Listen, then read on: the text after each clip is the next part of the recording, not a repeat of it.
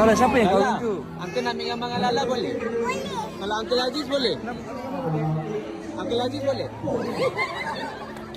Weh, kena reject weh. Muka Lala teruja je bila Aziz Harun nak ajak Lala bergambar ya. Kalau dengan orang lain, Lala tak nak bergambar. Kalau siapa yang kau Lala, itu? Uncle nak ambil gambar dengan Lala boleh? Boleh. Kalau Uncle Aziz boleh? Uncle Aziz boleh? Weh, kena reject weh.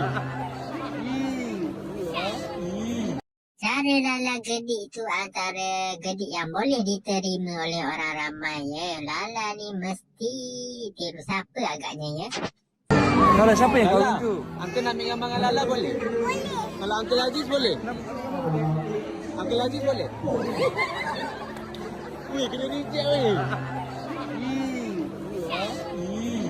Kalau siapa yang kau Lala, itu? Uncle nak ambil gambar dengan Lala boleh? Boleh. Kalau Uncle Aziz boleh? Uncle Aziz boleh? Weh, kena reject weh.